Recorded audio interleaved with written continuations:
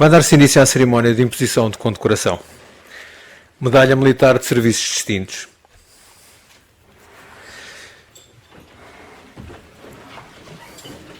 A Medalha Militar de Serviços Distintos destina-se a galardoar serviços de caráter militar, relevantes e extraordinários, ou atos notáveis de qualquer natureza ligados à vida da instituição militar, de que resulte, em qualquer dos casos, honra e luxo para a pátria ou para a própria instituição.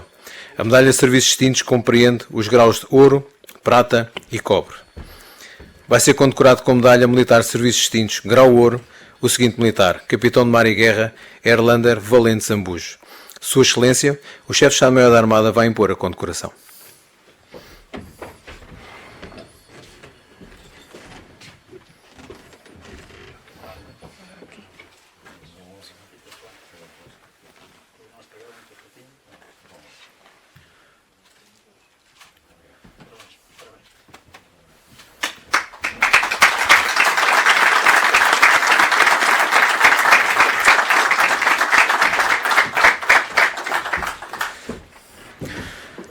Com a autorização de Sua Excelência, o Almirante-Chefe de Estado-Maior da Armada, está concluída a cerimónia de imposição de condecoração.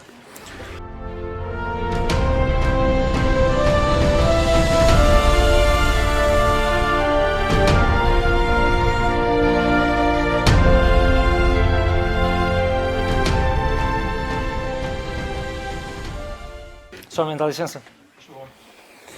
Com a autorização de Sua Excelência, o Chefe do Estado-Maior da Armada, Almirante António Maria Mendes Calado, o Presidente da Academia de Marinha, Almirante Francisco Vidal Abreu, declara aberta a sessão solene de entrega do Prémio Almirante Teixeira da Mota 2020.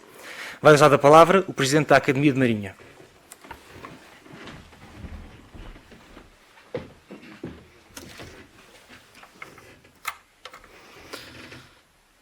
Senhor Almirante, Chefe do Estado-Maior da Armada e Autoridade Marítima Nacional, é um gosto para a Academia de Marinha recebê-lo mais uma vez nesta sua casa para presidir a uma sessão académica em que se procederá à atribuição de um dos seus 3 prémios institucionais.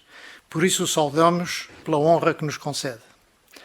Mas esta é também uma boa oportunidade para manifestar a Vossa Excelência, em nome de todo o Conselho Académico, a solidariedade institucional que bem merece pela forma leal, ética, profissional e de profundo respeito por cada um, como vem conduzindo os destinos da nossa Marinha.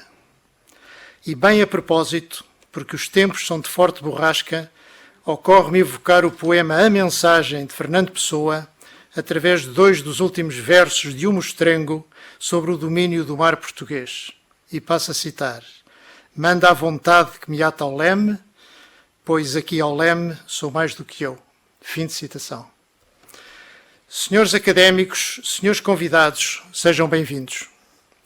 A sessão de hoje teve início com o reconhecimento público do trabalho desenvolvido durante 6 anos pelo Sr. Comandante Valente Zambujo, como Secretário-Geral desta Academia e que apenas por razões familiares nos irá deixar no final deste ano académico. Estou certo que todos os académicos, bem como aqueles que seguem de perto as nossas atividades, reconhecem a sua entrega, empenho, dedicação, honestidade de processos e lealdade com que abraçou esta causa. Não será esquecido e esta casa ainda muito espera dele. Muito obrigado, Sr. Comandante Zambujo.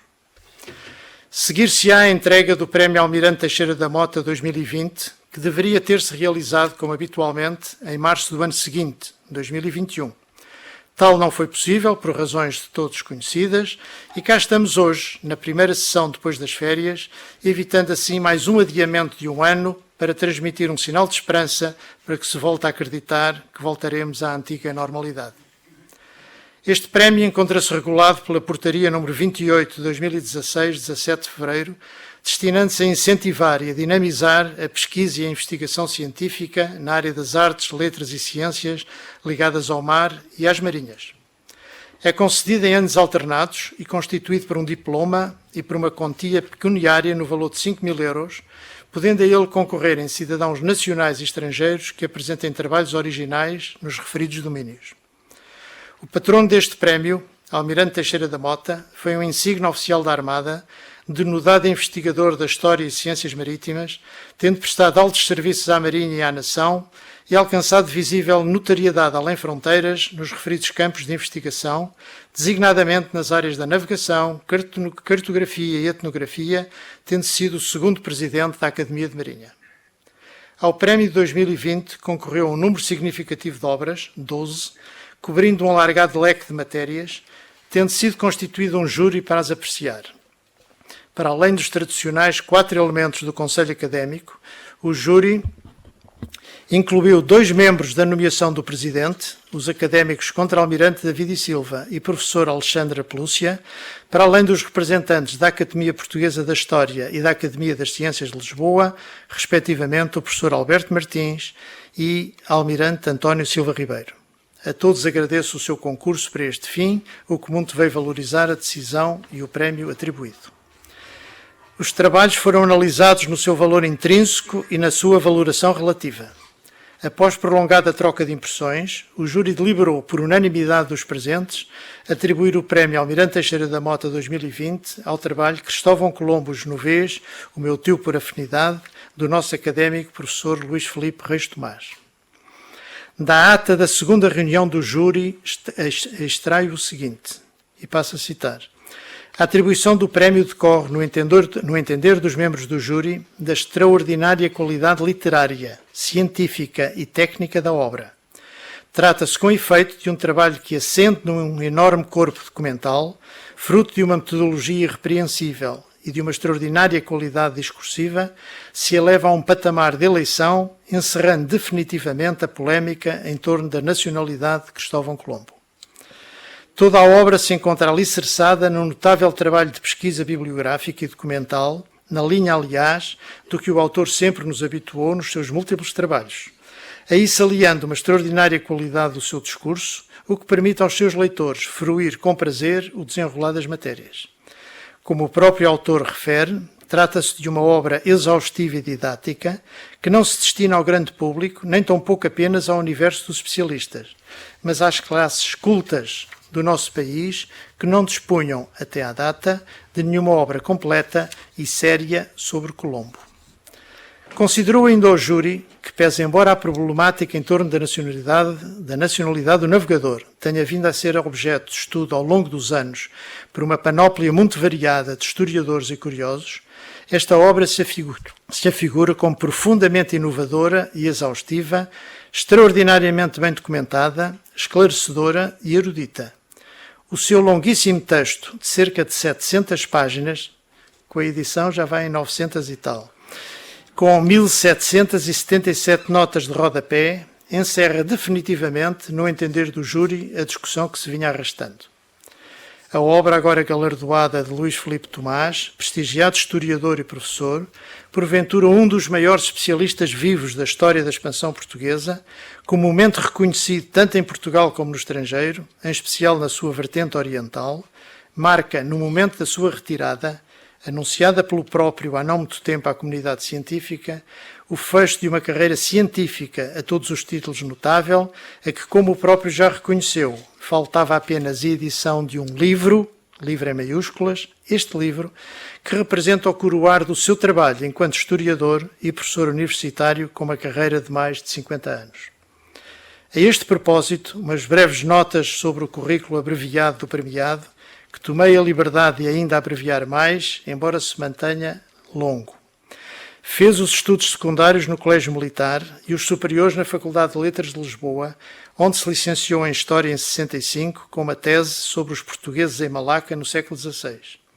Frequentou o curso de Filologia Clássica na Faculdade de Letras de Coimbra, mas não concluiu a licenciatura por ter sido mobilizado para Timor, para onde se oferecera durante o seu serviço militar de 67 a 72. A partir daí, pôde, no gozo de licença, visitar Malaca, Indonésia, Singapura, Tailândia, Macau, Hong Kong e Filipinas.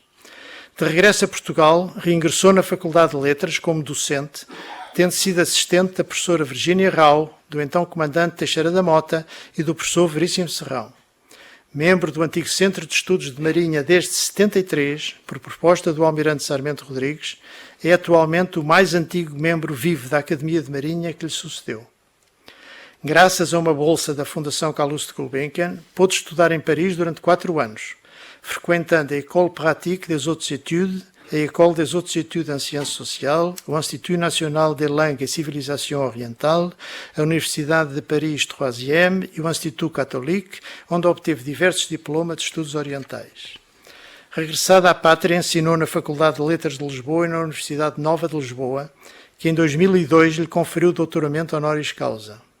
Foi professor visitante na École des Hautes Études en Sciences Sociales, na École Pratique des Hautes Études 4e section, na Universidade de Bordeaux, na Universidade Nacional da Malásia, na Universidade da Ásia Oriental, Macau, e na Universidade de Santa Cruz, no Brasil. Participou em numerosos colóquios e congressos, nomeadamente nos sucessivos seminários internacionais de História Indo-Portuguesa, a partir de 78. Proferiu numerosas conferências em diversas localidades de Portugal e ainda em mais 4 continentes. Depois da sua aposentação da função pública, transitou para a Universidade Católica Portuguesa, onde organizou o Instituto de Estudos Orientais, de que foi diretor por 3 triênios, após o que se dedicou apenas à investigação. É autor de 9 livros, um deles premiado em 95 com o Prémio Dom João de Castro, da Comissão dos Descobrimentos, outro com o Prémio Auguste Laugereau, da Sociedade de Geografia de Paris, e outro ainda com o Prémio Ensaio de 2019, do PEN Clube de Portugal.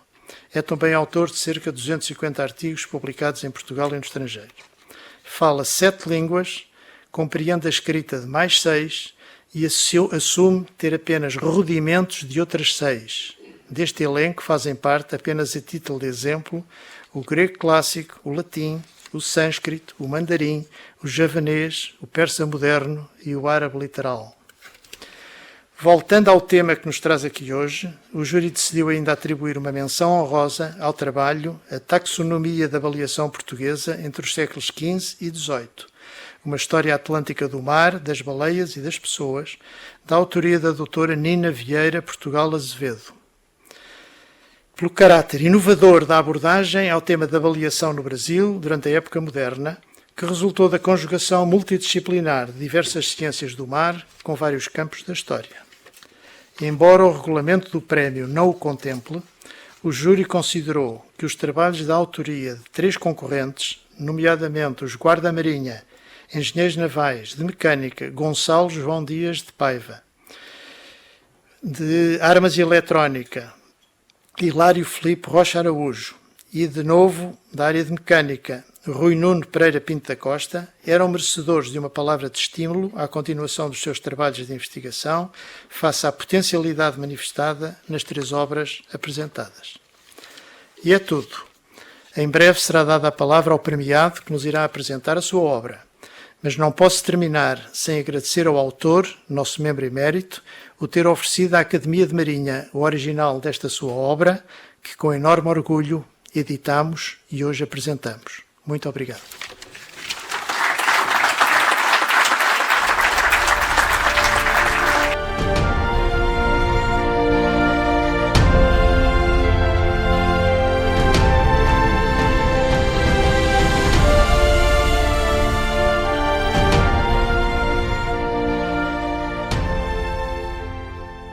Vai proceder-se à entrega do Prémio Almirante Teixeira da Mota 2020 ao Sr. Professor Dr. Luís Filipe Reis Tomás, autor da obra Cristóvão Colombo, o Genovês, meu tio por afinidade.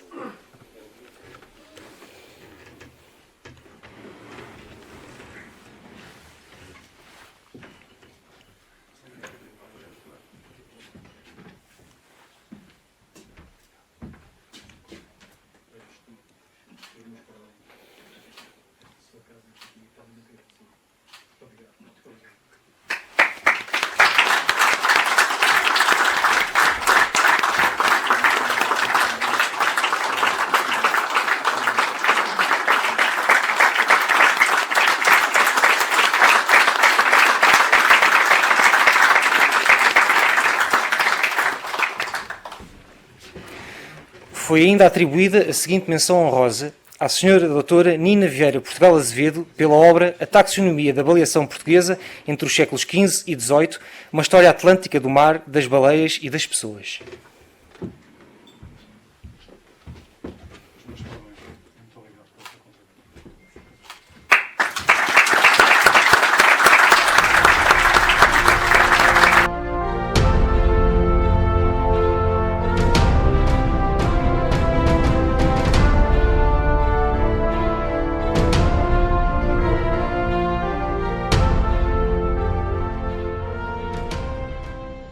Vai dar-se início à apresentação da obra premiada Cristóvão Colombo, o Genovês, meu tio por afinidade, pelo professor Dr. Luís Filipe Reis Tomás. Ora, muito boas tardes a todos. Em primeiro lugar, quero agradecer ao Sr. Almirante-Chefe de Estado-Maior da Armada a honra que me fez de estar presente nesta cerimónia e à Academia, se é que um prémio se pode agradecer. Eu lembro-me, era jovem alferes e tive um louvor, e o meu pai, que já era capitão de mar e guerra, disse-me: um louvor não se agradece porque é pôr em dúvida o sentido de justiça de quem o conferiu, mas exprime-se o contentamento por o ter recebido. Sim, tão bem, portanto, não agradeço o prémio neste mesmo espírito, mas devo tornar pública a minha satisfação por o ter recebido por múltiplas razões. É sempre agradável receber um prémio, mas para a Academia de Marinha, de que sou membro, digamos assim, porque era o Centro de Estudos de Marinha desde 1973, portanto há cerca de meio século, é uma instituição que muito prezo e como que me continuo a identificar, e o ser premiado pela Academia de Marinha causa-me um grande prazer. E depois, pelo intitulado do prémio, o Prémio Almirante Teixeira da Mota, porque, como acabou de dizer o Sr. Presidente, eu comecei a minha carreira docente na Faculdade de Letras como assistente do Almirante Teixeira da Mota, o então Comandante Teixeira da Mota, cujas aulas eu ia assistir. Naquele tempo havia as aulas teóricas dadas pelo catedrático e as aulas práticas dadas pelo assistente, mas eu ia assistir às aulas dele e aprendi muitíssimo com ele, e guardo como uma preciosa relíquia os apontamentos das aulas dele. Foi alguém que foi subtraído prematuramente ao nosso convívio, mas a quem devo muito e de quem guardo uma grande recordação, e por isso sinto-me muito honrado e muito feliz por ter recebido não um prémio qualquer, mas o Prémio Almirante Teixeira da Mota. Posto isto, sem querer abusar da vossa paciência, entro no assunto para apresentar o livro. O livro foi como escrevi-o sem querer, acontece. Quer dizer, envolvi-me em polémica, na Brutéria e nos anais de história de Alemar, e dessa polémica resultou que me foram sempre respondendo. Entretanto, veio o Covid, o que me permitiu ficar fechado em casa e dedicar-me ao Cristóvão Colombo sem outras preocupações, de maneira que, quando outros efeitos positivos não tivesse, tinham este de me ter permitido produzir esta obra, que saiu. Quando eu a escrevi no meu computador já estava muito grande, porque foi crescendo a pouco e pouco, fui encontrando. É uma das vantagens dos computadores, é que se pode, sem estar a copiar de novo, pode-se inserir, acrescentar, e às vezes, confesso, posso ter caído nessa tentação de ânimo leve, acrescentando notas, comentários, etc. E isso também me leva a uma maior gratidão para com a Academia de Marinha, que se permitiu publicar um tijolo intelectual deste tamanho. Na construção civil, os tijolos sem furos chama-se tijolo de burro. No caso vertente, ficará ao critério dos leitores atribuírem ao autor a classificação zoológica que lhes pareça a mais conveniente, e sobre isso não me pronuncio. A ideia era responder por um artigo, mas depois pareceu-me, e não estou arrependido, que fazia falta uma biografia completa do Cristóvão Colombo em português. Há uma versão, há um livro do Pinheiro Chagas, que naturalmente está completamente ultrapassado, e há o livro do almirante Morrison, um almirante americano, que refez num veleiro todas as viagens do Colombo e o reconheceu cuidadosamente, e que foi traduzido em português também por um outro antigo aluno do Colégio Militar, o Carlos Selvagem, que não se chamava assim, Carlos Selvagem era a alcunha dele no colégio, mas que se tornou o seu pseudónimo literário, e que é muito completo, mas desde então para cá apareceram novos documentos, em que eu tive a sorte de me poder basear. Apareceu primeiro à venda em Tarragona, em 1990 e tal, num alfarrabista, um copiador das cartas de Colombo. Portanto, com os minutos, as rascunhas das cartas que ele enviou aos reis. E das quais algumas eram completamente desconhecidas. Outras não, por exemplo, a que respeita à quarta viagem, não se conhecia o texto castelhano, mas fora vertida em italiano e publicada em Veneza em 1506. Conhece-se um único exemplar da obra impressa na Biblioteca Marciana de Veneza, que foi publicada em 1830 e tal por um investigador com o título Lettera Rarissima de Cristoforo Colombo, e agora apareceu o original castelhano e que mostra que a tradução era fiel. De uma das outras cartas respeitantes à segunda viagem de Colombo, aparecem três que eram completamente desconhecidas e que permitem rever o assunto em novas bases, como a nova base documental, e apareceu uma de que, como ele próprio confessa, o cura de los Palacios, Bernaldes, Los Palacios é uma aldeia perto de Sevilha, a 15 km de Sevilha, onde o Cristóvão Colombo se hospedou, em cuja casa o Cristóvão Colombo se hospedou no regresso da sua segunda viagem e entregou-lhe alguns papéis, entre eles uma das cartas ao rei, que o Bernaldes transcreveu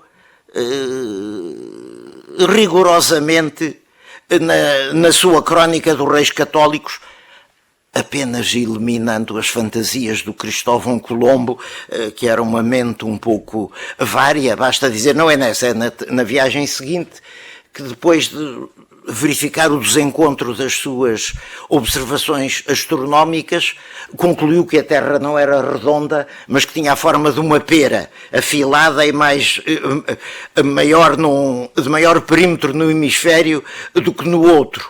E aí explicou, e aí encontrou, porque depois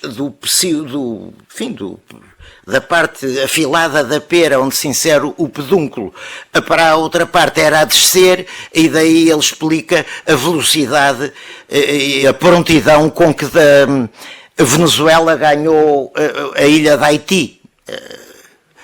Velocidade essa que se deve à corrente equatorial do norte, não é? que o impelia, e aos ventos alísios de sueste que o impeliam, e portanto chegou em 5 dias ou pouco mais. Bom, isto voltando ao cura de los Palacios, ele transcreveu cuidadosamente, apenas eliminando uma ou outra fantasia do Cristóvão Colombo, a carta, mas há 2 ou 3 que eram desconhecidas e que permitem rever a história do Cristóvão Colombo na América como navegador, descobridor e como governador depois, ou vice-rei.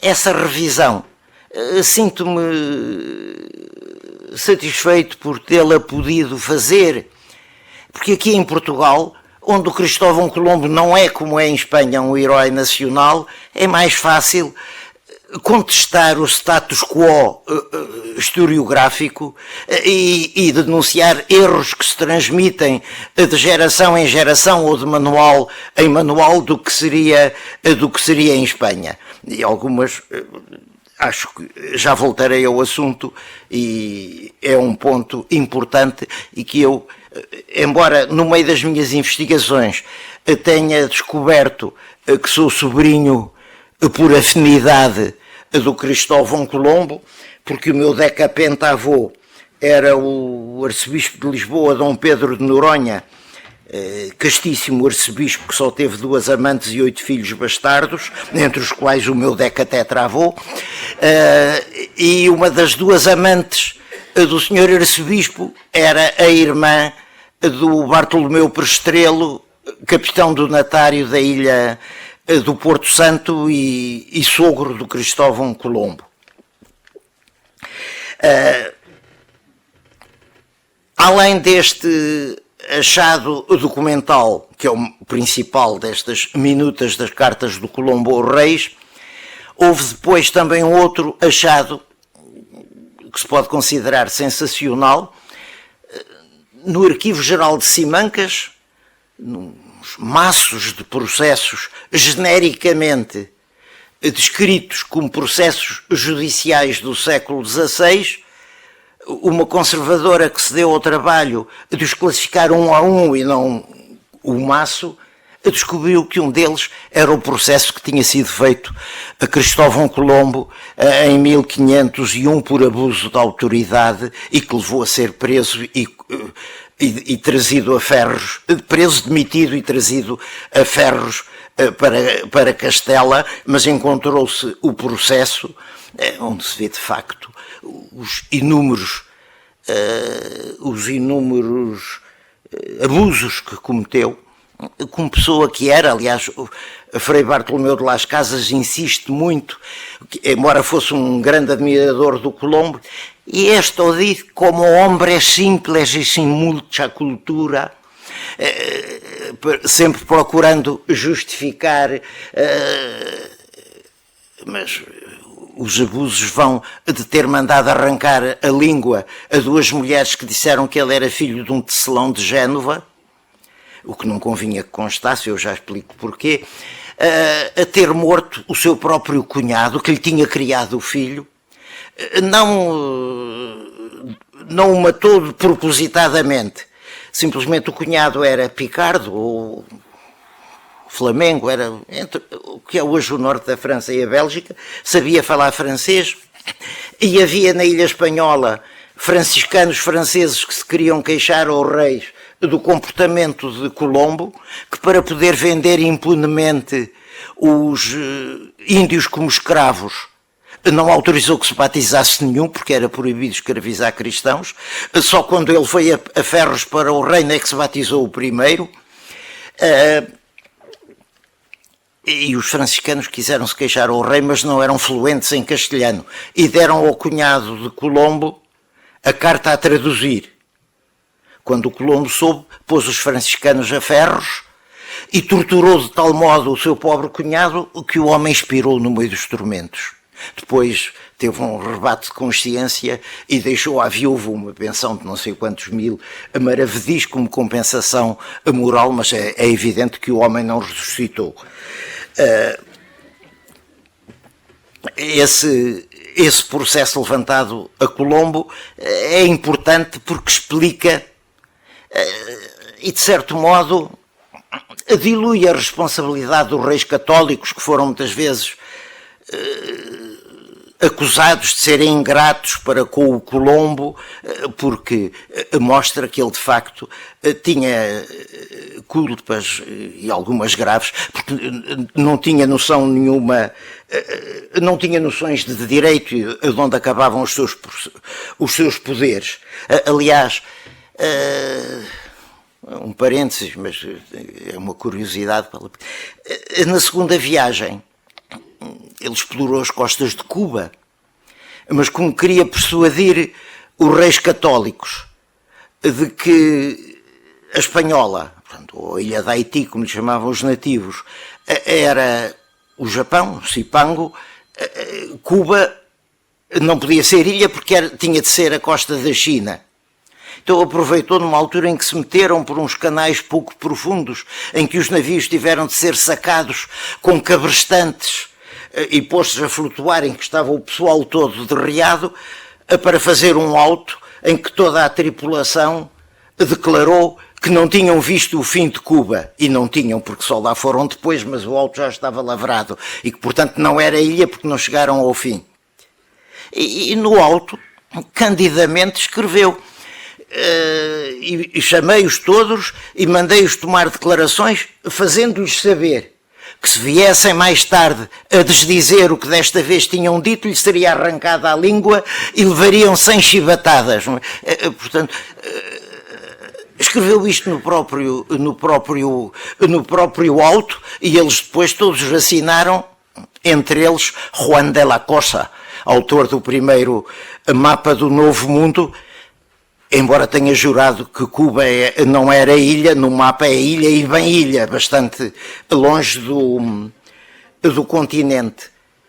Já agora aproveito para fazer uma espécie de um outro parênteses, para aludir a um documento curioso, que é o mapa do almirante turco Piri Reis, de que aliás se falou aqui uma vez numa sessão dedicada ao Piri Reis. Piri Reis diz numa das notas que obteve um mapa desenhado pelo próprio Cristóvão Colombo a bordo de uma embarcação espanhola que ele, quando era corsário sob o comando de seu tio ao serviço do Grão Turco, apresou junto à costa de Valência. E deve ser como ele diz, porque a representação da terra do Novo Mundo no mapa de Piri Reis é bem como Colombo queria que constasse. Quer dizer, Cuba é parte do continente, há muitas ilhas, ele diz numa das cartas aos reis, dei o nome a 3.000 e deixei à minha mão esquerda mais 2.700 a que não dei o nome.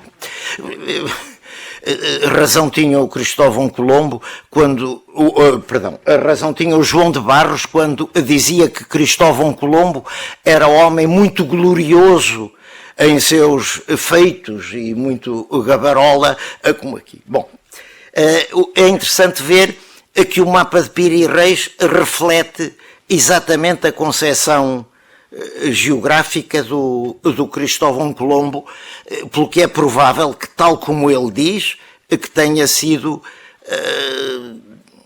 apresado a bordo de um navio espanhol que ele apresara antes de desenhar o mapa.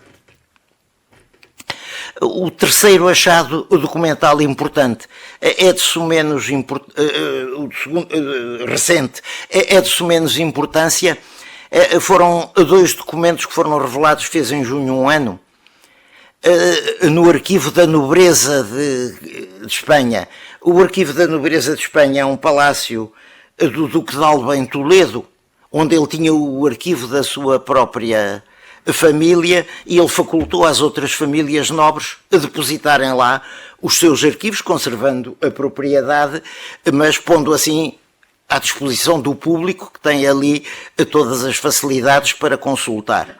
Este documento provém da Casa dos Condes de Villagonzalo, que é uma terriola perto de Burgos, que são descendentes do homem que era, digamos assim, o perito para os assuntos portugueses dos reis católicos, foi um dos negociadores do Tratado das Alcáçovas e foi um dos negociadores pela parte de Espanha, pela parte de Castela, do Tratado de Tordesilhas.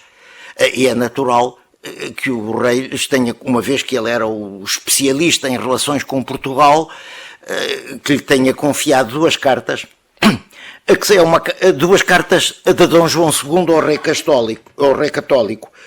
Uma em que diz que passou por aqui o vosso almirante Cristóvão Colombo, mas eu não tive nada com isso, porque houve quem começasse a dizer que ele tinha vindo a Lisboa para entregar as Índias ao rei de Portugal.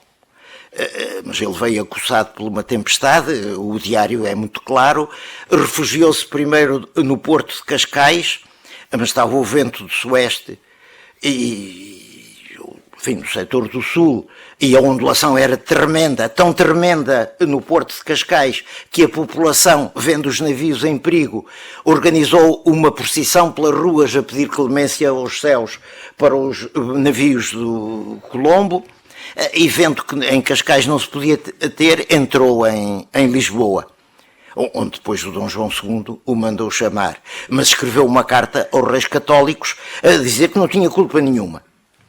E depois, meses depois, uma carta a dizer que, embora tivesse reivindicado a posse para Portugal das terras descobertas por Colombo, que estava disposto a negociar. E foi assim que se iniciaram as negociações que levariam ao Tratado de Tordesilhas. As cartas não são assim dois documentos muito importantes, confirmam o que já se sabia. O mais curioso é que numa delas o Dom João II diz o vosso almirante Cristóvão Colombo. Portanto, não lhe chama Colombo, que é, aliás, um nome que aparece pela primeira vez nas capitulações de Santa Fé, portanto, no contrato que ele fez com os reis católicos. A forma Colón não aparece em nenhum documento antes das capitulações de Santa Fé, assinadas, salvo erro, a 20 de janeiro de 1492, que foi o ponto de partida para a viagem depois para a viagem descobridora. As cartas não eram conhecidas, o documento original, mas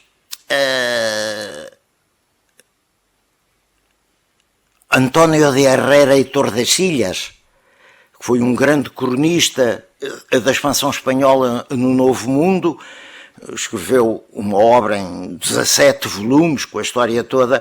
Ele escreveu entre fins do século XVI e começos do século XVII, e ele refere uma das cartas. Portanto, ele era um homem bem informado e teve acesso a documentos, por exemplo, ao original da história das Índias do Frei Bartolomeu de Las Casas, que o Frei Bartolomeu, que era uma pessoa de uma grande integridade moral e, como ali dizia, mal de alguns governadores, enfim, as barbaridades que muitos espanhóis praticaram na conquista do Novo Mundo, deixou escrito que só ao fim de 100 anos a história poderia ser publicada para não ofender a memória de ninguém.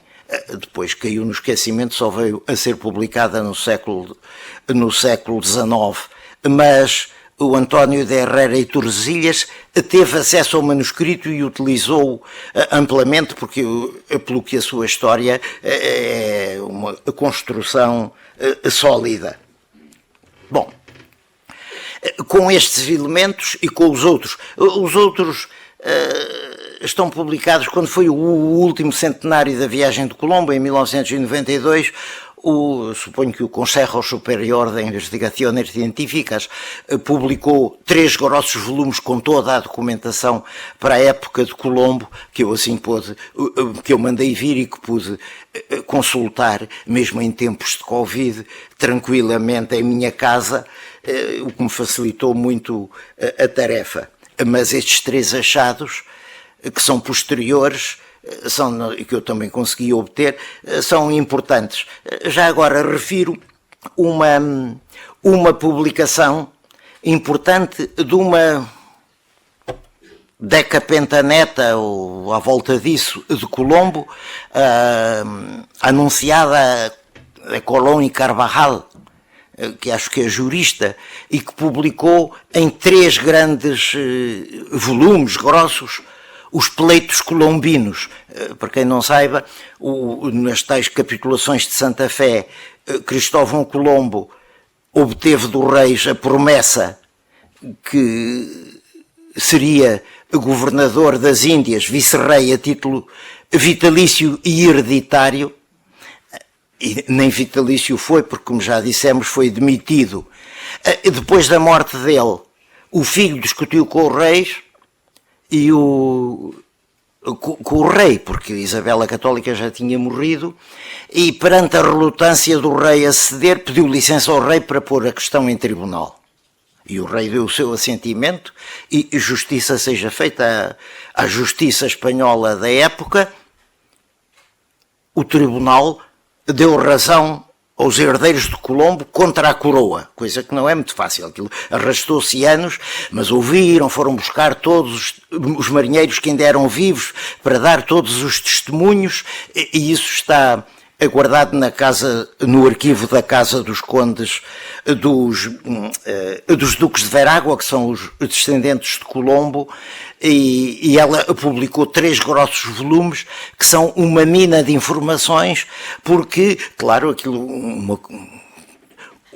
um processo em que estava em causa o governo das Índias e que uma das partes era a coroa, os juízes fizeram com um cuidado extremo todas as diligências, convocando todas as testemunhas possíveis e, claro, algumas... Um deles era um marinheiro que, na altura em que foi inquirido, já tinha 85 anos, baralhou a primeira viagem do Colombo com a segunda, mas passado o tempo é natural, não é?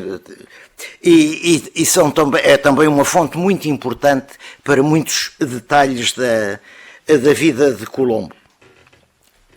Eu, portanto, decidi-me a escrever a história toda de Colombo, desde o princípio até depois da morte, porque depois ainda acrescentei um capítulo, um cadáver em Bolandas, porque o pobre morreu em Valladolid, foi trasladado para a Cartuja de las Cuevas em Sevilha, depois foi trasladado para a Catedral de Sevilha, depois a Nora resolveu levá-lo para a Catedral de Santo Domingo, quando nas guerras de Napoleão Santo Domingo foi cedido aos franceses em troca do Roussillon.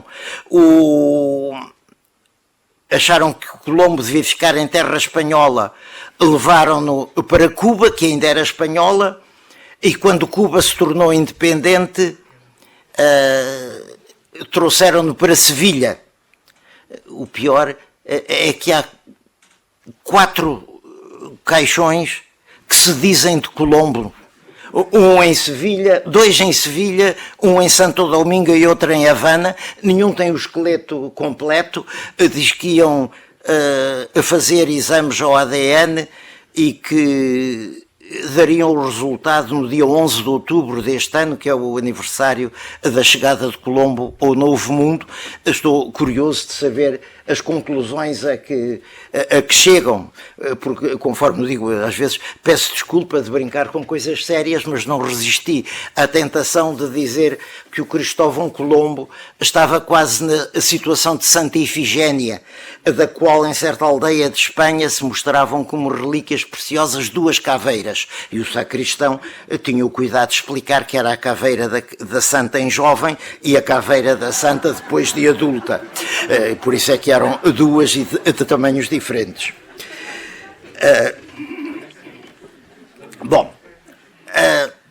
O que é que... Eu suponho que o livro será a mais atualizada e a mais completa das biografias de Colombo que se escreveu até hoje, mas não me cabe a mim de julgar. Podem até ter aparecido outras que eu não saiba, mas enfim, com muito cuidado, citando muitos documentos, acho que está o mais completo que em meu poder coube.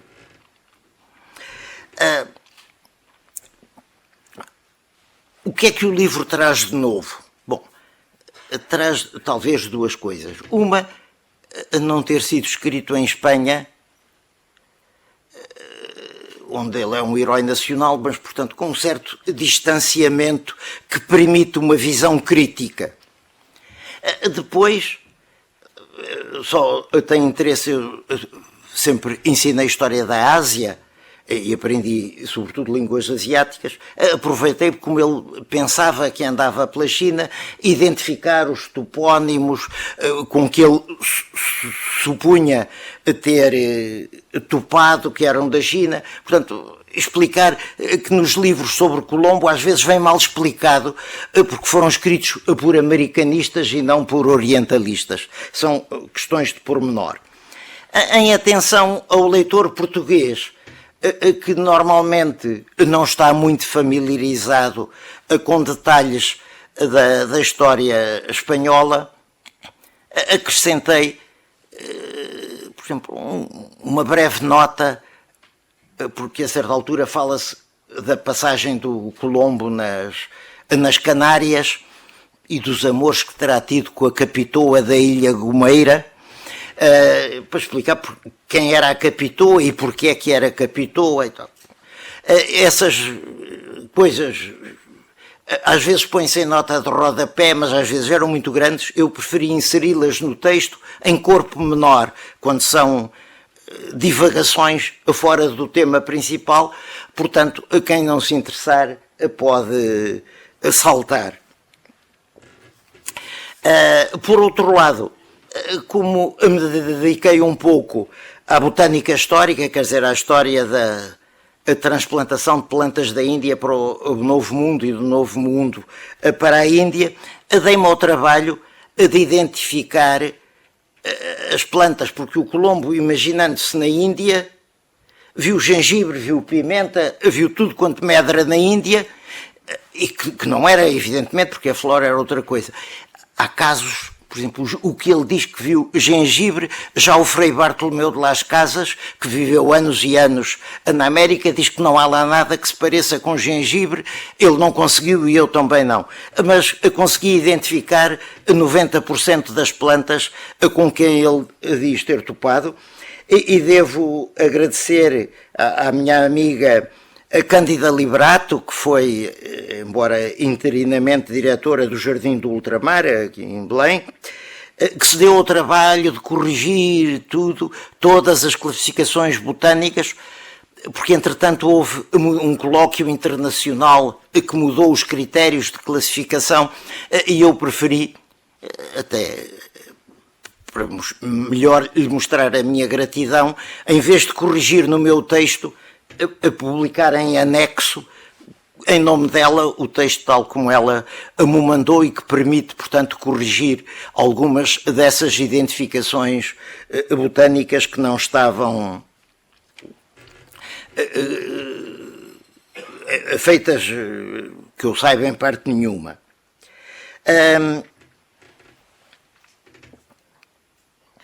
Fiz também uma análise muito cuidadosa da ciência náutica de Colombo, que só confirma aquilo que diz Cuneo, um dos companheiros dele na segunda viagem, que era um homem com uma extraordinária intuição do mar. Entre as suas façanhas posso citar 3. Uma, na segunda viagem, ele na primeira viagem, os índios de Haiti falaram-lhe de umas ilhas dos Caribes que ficavam a sudoeste. E ele, pelo que eles lhe disseram, na segunda viagem, rumou em direitura ao sítio onde, segundo os índios, jaziam tais ilhas, e em 20 dias chegou das Canárias à Ilha Domínica. Depois, na terceira viagem, em que explorou a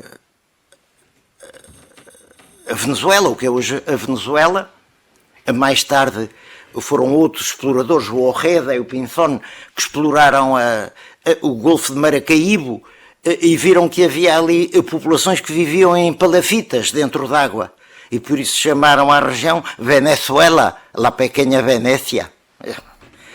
É um diminutivo de Veneza. Bom, mas por qualquer razão desistiu de explorar a Venezuela e rumou para Santo Domingo. Não havia mapas, não é? Ele é que fez o primeiro, que é esse de que o Piri Reis deve ter obtido a cópia, e rumou diretamente para Santo Domingo e em 7 dias chegou da Venezuela e foi aterrar a 25 léguas do ponto que desejava atingir. Lo que le pesou mucho. Enganou-se em 25 léguas, num mar completamente desconhecido. E na 4ª viagem resolveu ir do Panamá para Cuba e também em 10 dias chegou lá. Portanto, era um homem com uma intuição espantosa do mar e com um espantoso desconhecimento dos céus. Quando ele começa a falar, a estrela polar tão depressa está a 3,5 graus do polo como está a 5, descreve círculos entre outras enormidades. Diz que quando passou, foi ele que, aquela ideia do meridiano a 100 léguas de Cabo Verde, sabe-se, há 2 documentos que referem que foi ele que a deu aos reis católicos que a sugeriram ao Papa. E ele diz que quando passava essas 100 léguas para lá de Cabo Verde ou dos Açores, o céu mudava completamente, o que numa viagem ao longo de um paralelo é completamente impossível. Aliás, em todos os diários eu vi cuidadosamente, há uma única latitude certa. Bem, quando chegou às Antilhas, estava a 21 graus, calculou que estivesse a 42. Ou o quadrante estava graduado em meios graus ou qualquer coisa, mas também não há mais nível. Não calculava muitas latitudes, ele navegava por instinto, mas das latitudes que calculou, há uma que está certa, foi quando, não se pode dizer que tenha naufragado, mas os navios estavam todos esburacados, ele teve de varar os navios numa praia da Jamaica, e depois houve um criado dele que foi de canoa de índios a remos até Santo Domingo a pedir socorros para o virem libertar. Depois recebeu armas de nobreza com uma canoa no brasão e tal. Entretanto, houve um episódio curioso. Os jamaicanos, a certa altura, fartaram-se, ele esteve lá 1 ano e meio, de lhe dar alimentos.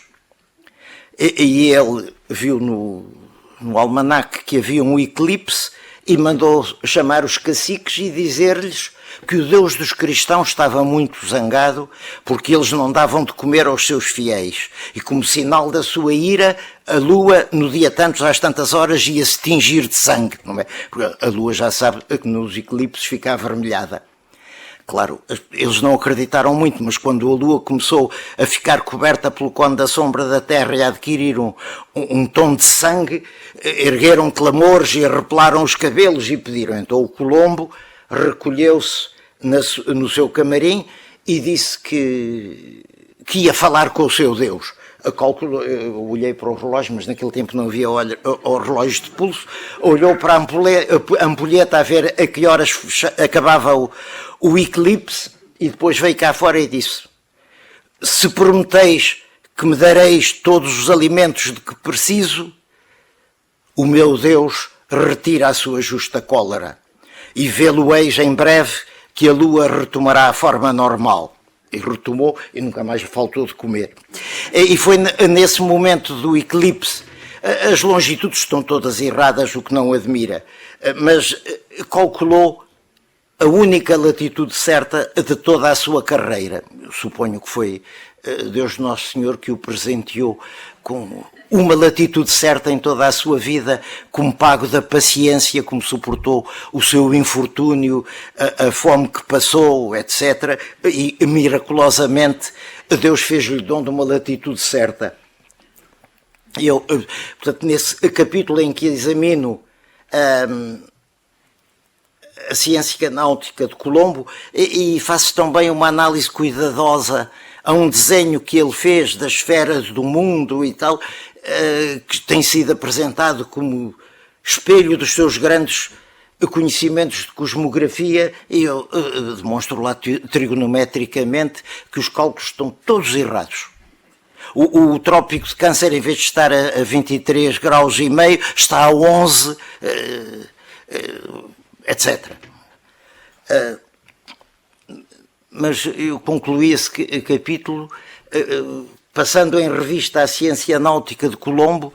Não sabemos com que mais pasmar, se com a sua genial intuição do mar, se com a sua pasmosa ignorância do céu, se com o efeito inesperado que produziu na Terra a conjunção das duas, que levou a...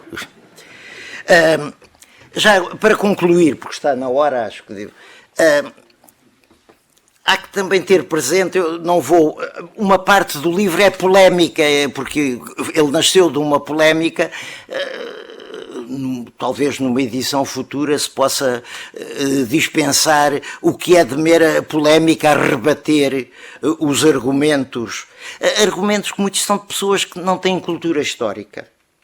Por exemplo, tem sido argumentado que o Colombo não diz que navegava desde os 14 anos de idade, portanto, desde 1465, e que não podia, mas em 1472 há um documento que ainda diz que ele era tecelão em Génova.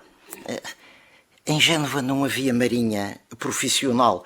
Todo o genovês, chegando aos 16 anos, era obrigado a fazer juramento de fidelidade à companhia, que era uma marinha que não era do Estado, era dos comerciantes que tinham navios corsários para defenderem os seus navios e que viviam do produto do saque das suas presas, da venda das suas presas, e era mobilizado quando a companhia precisava dele. Não havia uma marinha profissional, era como o exército suíço ainda hoje. E, portanto, é preciso saber como funcionava a marinha de Génova antes de dizer que ele não podia ser marinheiro e tecelão ao mesmo tempo, porque não havia marinheiros em full time. Para concluir, porque está na hora, porque é que o Cristóvão Colombo, sendo como todos os documentos o dizem genovês, não há um único na época que o ponha em dúvida ou que ponha outra hipótese, porque às vezes argumenta-se, o filho diz que não se sabe onde é que ele nasceu, mas falta, não se sabe onde nasceu, 2 pontos. Dizem alguns que é em Génova, outros que é em Cogoleto, que é um subúrbio de Génova, outros que é em Nervi, que é um porto da senhoria de Génova, outros que é em Savona, que também faz parte da República de Génova. Portanto, a questão não é saber se nasceu em Genova City ou se na República de Génova. Ele trabalhou com o pai, que era um pequeno empresário têxtil, cardando lã para os têxteis do seu pai.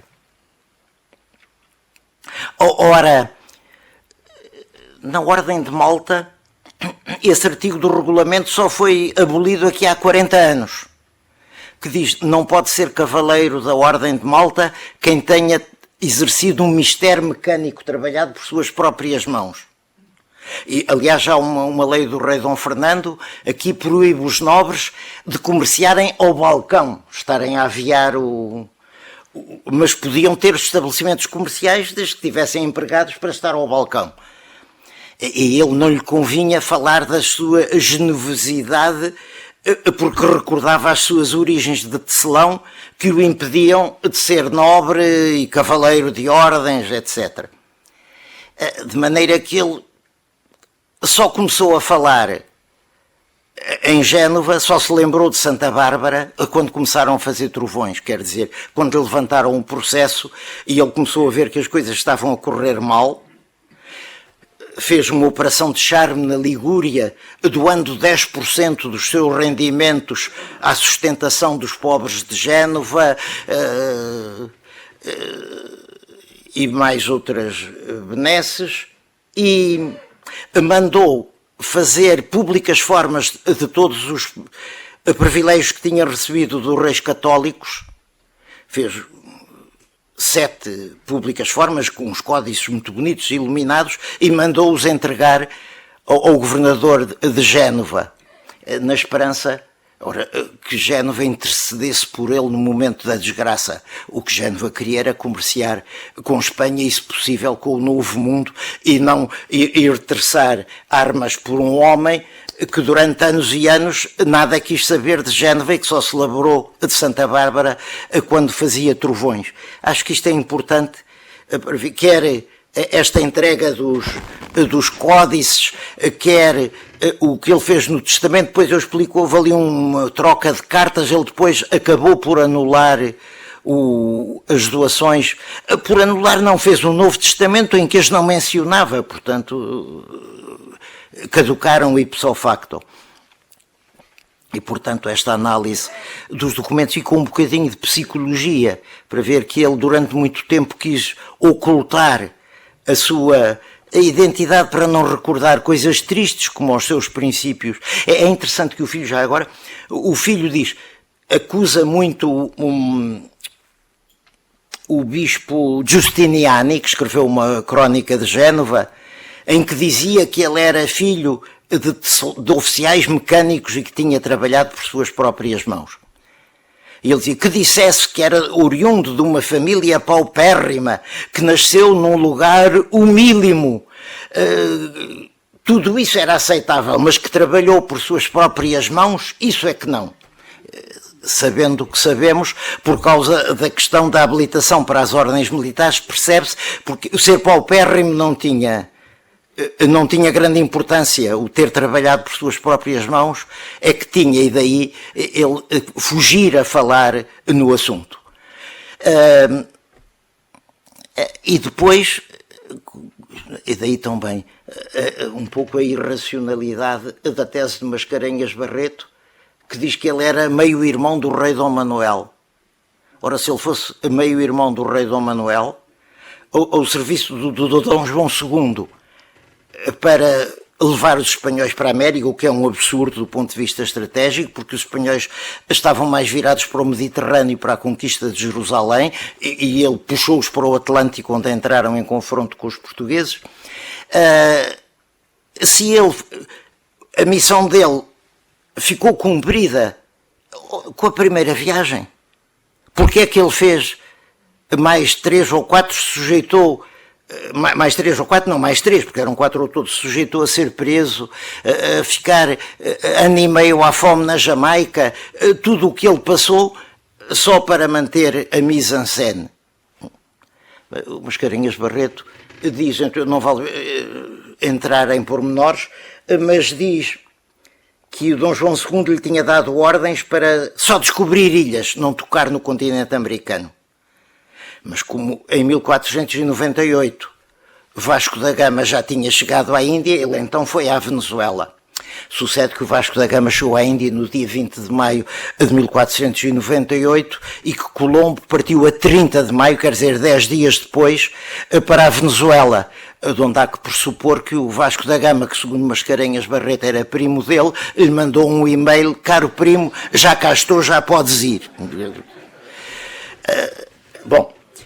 Portanto, parte do livro é a desmontar coisas que não têm razão de ser, ou que estão mal vistas, ou que resultam de falta de conhecimento histórico à volta dos acontecimentos, como dizer que um homem como ele não poderia casar com uma mulher da nobreza da Dona Filipa, a Dona Filipa Muniz, a filha do Bartolomeu Postelo, que não era Dona Filipa. Já o Brancamp Freire disse, tal como Inês de Castro foi rainha depois de morta, esta foi dona depois de morta, porque foi só em 1520 que o Dom João III, 1520 ou 30, ou Dom Manuel ou Dom João III deu às filhas dos capitães do donatário o direito a serem tratadas por dona. Bom, e eu depois perco ali algum tempo a contar outras histórias, como a do cardeal Alpedrinha, Dom Jorge da Costa, começou por ser guardador de porcos e esteve 2 vezes para ser papa, e que, à sombra de ser um cardeal muito bem visto em Roma, casou os irmãos todos com condessas, etc., sendo filho do caseiro de uma quinta de Alpedrinha. Portanto, há ali outros, são contra-exemplos para compensar e explicar um pouco as coisas no seu contexto e no contexto da época.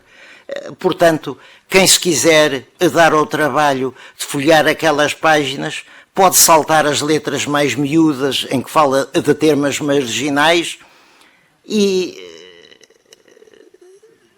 ver um pouco o que foi a vida de Cristóvão Colombo no seu no seu contexto histórico e, portanto, com a máxima minudência que consegui, do que peço desculpa aos potenciais leitores que se venham a fazer do livro um livro de cabeceira para ler um capítulo nas noites de insónia e adormecer em seguida.